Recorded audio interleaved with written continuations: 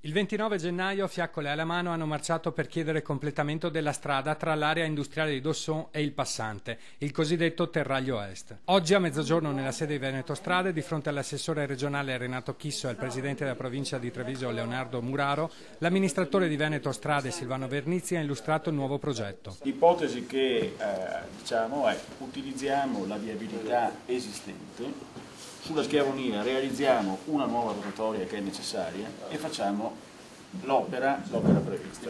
La grande semplificazione sostanzialmente è quella di non fare il sottopasso della Schiavonia. Se c'è condivisione di questo riusciremo a abbattere i costi dai 25 milioni attuali a arrivare a circa 12 milioni di euro. Se il Comune di Casale, come si è impegnato, entro giugno ci darà la variante urbanistica, noi potremo iniziare immediatamente i lavori di questa rotatoria grazie al fatto che abbiamo dei lavori in corso attualmente sulla Schiavonia.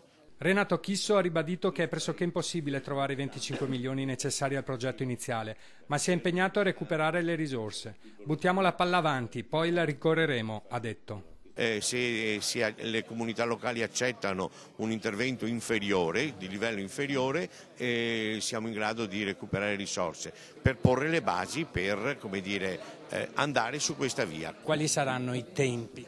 Guardi, se tutto fila liscio, se non ci sono problemi, ritengo che fine 2014 l'opera sarà ultimata. Sicuramente la provincia mette a disposizione la sua capacità finanziaria negli accordi con la Regione e con Veneto Strade. L'importante è dare una risposta a quelle migliaia di lavoratori e a quei imprenditori importanti per la nostra economia trevigiana che hanno bisogno di uno sbocco diretto verso il passante di Mestre. Tutti hanno dato il loro assenso alla realizzazione del progetto, sia i sindaci di Casiere e di Casale sul Sile che i rappresentanti delle associazioni di categoria. Venerdì 15 marzo, ore 10:30 qua.